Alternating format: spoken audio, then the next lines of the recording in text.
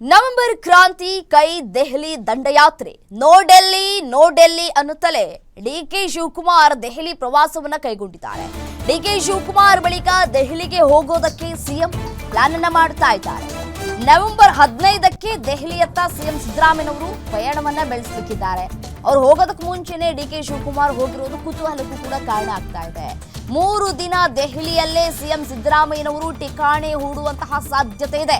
ನಾಯಕತ್ವ ವಿಚಾರದಲ್ಲಿ ಕ್ಲಾರಿಟಿಯನ್ನ ಪಡೆದುಕೊಳ್ಳುವುದಕ್ಕೆ ಡೆಲ್ಲಿ ಚಲೋವನ್ನ ನಡೆಸಲಿಕ್ಕಿದ್ದಾರೆ. ನಾನು 2.5 ವರ್ಷದ ಸಿಎಂ ಅಲ್ಲ, 5 ವರ್ಷ ಅವಧಿಯ ಸಿಎಂ ಪ್ಲಸ್ ಪಾಯಿಂಟ್ಸ್ ಅನ್ನ ಮುಂದೆ ಇಟ್ಕೊಂಡು ಹೈಕಮಾಂಡ್ ನಾಯಕರ ಮನವೊಲಿಕೆಗೆ ಸಿದ್ದರಾಮಯ್ಯನವರು ಪ್ಲಾನ್ ಮಾಡ್ತಾ ಇದ್ದಾರೆ. ಶತಾಯಗತಾಯವಾಗಿ ಇಲ್ಲಿ ಯಾವುದೇ ರೀತಿಯಾದಂತಹ 50-50 ಕಾರ್ಡ್ ಪ್ಲೇ ಮಾಡುವ ಹಾಗಿಲ್ಲ.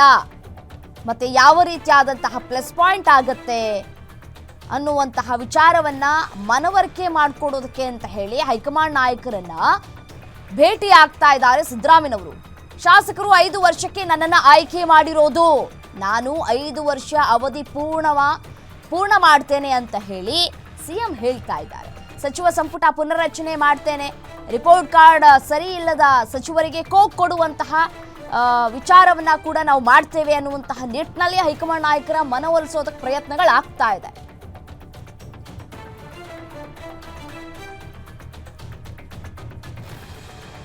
ಇದೇ ವಿಚಾರಕ್ಕೆ ಸಂಬಂಧಪಟ್ಟಂತೆ ಮತ್ತಷ್ಟು ಡೀಟೇಲ್ಸ್ ಕೊಡ್ತಾ ಹೋಗ್ತಾರೆ ದುರ್ಗೇಶ್ ದೂರವಾಣಿ ನೇರ ಸಂಪರ್ಕದಲ್ಲಿ ಜಾಯಿನ್ ಆಗಿದ್ದಾರೆ. ದುರ್ಗೇಶ್, ಸದ್ಯಕ್ಕೆ ಡಿಸಿಎಂ ಡಿಕೆ ಶಿವಕುಮಾರ್ ಅವರು ನಾನು ದೆಹಲಿಗೆ ಹೋಗಲ್ಲ, ನೋ ಡೆಲ್ಲಿಗಿಲ್ಲಿ ಯಾವ ಹೈಕಮಾಂಡ್ ನಾಯಕರನ್ನ ಭೇಟಿ ಆಗಲ್ಲ ಅಂತ ಹೇಳ್ತಾನೆ ನೆನ್ನೆನೇ ಮಧ್ಯಾಹ್ನ ಅವರು ದೆಹಲಿಗೆ ಭೇಟಿ ಕೊಟ್ಟಿದ್ದಾರೆ. ಹೈಕಮಾಂಡ್ ನಾಯಕರನ್ನ ಭೇಟಿ ಆಗಬೇಕು ಅನ್ನುವಂತಹ ನಿಟ್ಟಿನಲ್ಲಿ ತಯಾರಿಗಳಾಗಿದೆ. ಸಮಯ ಏನಾದರೂ ನಿಗದಿ ಆಗಿದೆಯಾ ಹೈಕಮಾಂಡ್ ನಾಯಕರನ್ನ ಭೇಟಿ ಆಗೋದಕ್ಕೆ? ಒಂದು ಪ್ರಶ್ನೆ. ಮತ್ತೊಂದು, ಸಿಎಂ ಸಿದ್ದರಾಮಯ್ಯನವರು ತಮ್ಮ ಸ್ಥಾನವನ್ನ ಉಳಿಸ್ಕೊಳ್ಳೋದಕ್ಕೆ ಯಾವ ರೀತಿಯಾದಂತಹ ಕಾಯಿನ್ ಅನ್ನು ಮೂವ್ ಮಾಡ್ತಾ ಇದ್ದಾರೆ ಅಂತ ಹೇಳಿ. ಎಸ್ ರಮ್ಯಾ, ರಾಜ್ಯ ರಾಜಕೀಯದಲ್ಲಿ ನವೆಂಬರ್ ಕ್ರಾಂತಿಯ ಸದ್ದು ಜೋರಾಗಿ ಕೇಳಿ ಬರ್ತಾ ಇದೆ. ಅದರಲ್ಲೂ ಕೂಡ ಸಿಎಂ ಸಿದ್ದರಾಮಯ್ಯ ಅವರ ಪುತ್ರ ಯತೀಂದ್ರ ಸಿದ್ದರಾಮಯ್ಯ ಅವರು ಹೇಳಿಕೆಯನ್ನು ನೀಡಿದ ಬಳಿಕ ಸಾಕಷ್ಟು ರಾಜಕೀಯದಲ್ಲಿ ಸಂಚಲನ ಆಗ್ತಾ ಇದೆ. ಸತೀಶ್ ಜಾರಕಿಹೊಳಿ ಅವರು ಮುಂದಿನ ಉತ್ತರಾಧಿಕಾರಿ ಅನ್ನುವಂತ ಮಾತನ್ನ ಹೇಳಿದ ಬಳಿಕ ಡಿಸಿಎಂ ಡಿಕೆ ಶಿವಕುಮಾರ್ ಅವರು ಕೂಡ ಫುಲ್ ಅಲರ್ಟ್ ಆಗಿರುವಂತದ್ದು.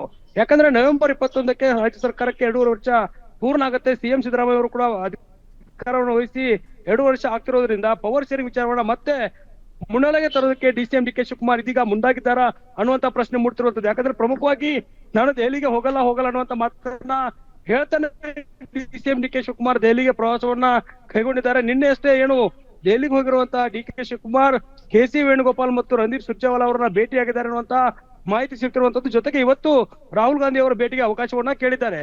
ಹೀಗಾಗಿ ರಾಜ್ಯ ರಾಜಕೀಯದಲ್ಲಿ ನವೆಂಬರ್ ನಲ್ಲಿ ಏನಾದ್ರು ಬದಲಾವಣೆ ಆಗತ್ತಾ ಅನ್ನುವಂಥದ್ದು ಬಹಳ ಕುತೂಹಲ ಮೂಡಿಸ್ತಾ ಇದೆ. ಪ್ರಮುಖವಾಗಿ ಡಿಸಿಎಂ ಡಿಕೆ ಶಿವಕುಮಾರ್ 2023ರಲ್ಲಿ ಅಧಿಕಾರ ಹಂಚಿಕೆ ಸಂದರ್ಭದಲ್ಲಿ ಪವರ್ ಶೇರಿಂಗ್ ಒಪ್ಪಂದ ಆಗಿರುವಂತ ಮಾತನ್ನ ಪದೇ ಹೇಳ್ತಾ ಬಂದಿದ್ರು.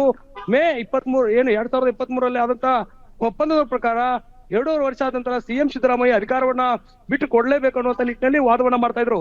ಹೀಗಾಗಿ ಸಾಕಷ್ಟು ನಾಯಕರು ಸಿಎಂ ಸಿದ್ದರಾಮಯ್ಯ ಪರ ಮತ್ತು ಡಿಸಿಎಂ ಡಿಕೆ ಶಿವಕುಮಾರ್ ಅವರ ಪರ ವಾದಗಳನ್ನ ಮಾಡ್ತಿದ್ದಾರೆ, ಬ್ಯಾಟಿಂಗ್ ಅನ್ನ ಬೀಸಿದ್ದಾರೆ. ಸಿಎಂ ಸಿದ್ದರಾಮಯ್ಯ ಸಂಪೂರ್ಣವಾಗಿ ಸಿಎಂ ಆಗಿರ್ಬೇಕು ಅಂತ ಕೂಗು ಕೇಳಿ ಬರ್ತಾ ಇದೆ. ಇತ್ತ ಡಿಕೆ ಶಿವಕುಮಾರ್ಗೆ ಸಿಎಂ ಅವಕಾಶ ಸಿಗಬೇಕು ಅನ್ನುವಂತ ಕೂಗು ಕೂಡ ಕೇಳಿ ಬರ್ತಾ ಇರುವಂತದ್ದು.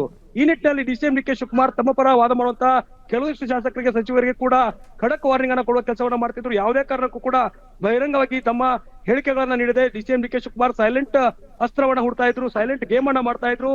ಇದೀಗ ಎಲ್ಲವೂ ಕೂಡ ನವೆಂಬರ್ ನಲ್ಲಿ ಕಾಲಿಡ್ತಿರೋದ್ರಿಂದ ಈಗ ಹೈಕಮಾಂಡ್ ನಾಯಕರ ಮುಂದೆ ತಮ್ಮ ಅಳಲನ್ನ ತೋಡ್ಕೊಳ್ಳೋದಕ್ಕೆ, ಜೊತೆಗೆ ತಾವು ಯಾವ ರೀತಿ ಪಕ್ಷ ಸಂಘಟನೆ ಮಾಡಿದ್ದಾರೆ, ತಮ್ಮ ಅಧಿಕಾರದಲ್ಲಿ ಕೆಪಿಸಿಸಿ ಅಧ್ಯಕ್ಷ ಸ್ಥಾನದ ನಂತರ 136 ಬಹುಮತದ ಸರ್ಕಾರ ಬರೋದಕ್ಕೆ ಕಾರಣವಾಗಿದೆ, ಇದೊಂದು ಬಾರಿ ಅವಕಾಶವನ್ನ ಮಾಡಿಕೊಡಿ ಅನ್ನೋ ನಿಟ್ಟಿನಲ್ಲಿ ಕೂಡ ಹೈಕಮಾಂಡ್ ನಾಯಕರ ಮುಂದೆ ಬೇಡಿಕೆಯನ್ನ ಇಡ್ತಿರುವಂತದ್ದು. ಜೊತೆಗೆ ಹಳೆ ಮೈಸೂರು ಭಾಗದಲ್ಲಿ ಮತ್ತು ಜೆಡಿಎಸ್ ಕೆಲವಿಷ್ಟು ಓಟ್ಗಳನ್ನ ಸೆಳೆಯಲು ಕೂಡ ಡಿಸಿಎಂ ಡಿಕೆ ಶಿವಕುಮಾರ್ ಪ್ರಮುಖ ಪಾತ್ರವನ್ನು ವಹಿಸಿದ್ರು. ಈ ಸಂದರ್ಭದಲ್ಲಿ ನನ್ನ ಸಿಎಂ ಅನ್ನಾಗಿ ಮಾಡಿದ್ರೆ ಮತ್ತೆ ಪಕ್ಷಕ್ಕೆ ಮುಂದೆ ಒಳ್ಳೆಯ ಲಾಭ ಆಗತ್ತೆ ಅನ್ನೋ ನಿಟ್ಟಿನಲ್ಲಿ ಕೂಡ ಒಂದಿಷ್ಟು ಬೇಡಿಕೆಗಳನ್ನ ಮತ್ತು ತಮ್ಮ ಮನವಿಯನ್ನ ಇಟ್ಟಿರುವಂತದ್ದು. ಇತ್ತ ಸಿಎಂ ಸಿದ್ದರಾಮಯ್ಯ ಅವರು ಕೂಡ ತಮ್ಮ ಸಿಎಂ ಸ್ಥಾನವನ್ನ ಉಳಿಸಿಕೊಳ್ಳೋದಕ್ಕೆ ಸಾಕಷ್ಟು ಹರಸಾಹಸವನ್ನ ಪಡ್ತಿದ್ದಾರೆ. ಜೊತೆಗೆ ಯಾವ ರೀತಿ ಅಹಿಂದ ಮತಗಳನ್ನ ಕಳೆದುಕೊಳ್ಳಲಾಗುತ್ತೆ, ಜೊತೆಗೆ ಕಾಂಗ್ರೆಸ್ಗೆ ರಾಜ್ಯದಲ್ಲಿರುವಂತಹ ಅಹಿಂದ ಮತಗಳು ಯಾವ ರೀತಿ ವರ್ಕೌಟ್ ಆಗುತ್ತೆ, ಜೊತೆಗೆ ಸಚಿವ ಸಂಪುಟ ಪುನರ್ರಚನೆಯನ್ನ ಮಾಡೋದ್ರ ಮೂಲಕ ರಾಜ್ಯದಲ್ಲಿ ಕಾಂಗ್ರೆಸ್ ಸರ್ಕಾರ ಸುಭದ್ರವಾಗಿದೆ. ಜೊತೆಗೆ ಮುಂದೆ ಬರುವಂತ 2028ರ ಚುನಾವಣೆಗೂ ಕೂಡ ಇದು ಅನುಕೂಲ ಆಗುತ್ತೆ ಅನ್ನೋ ದುರ್ಗೇಶ್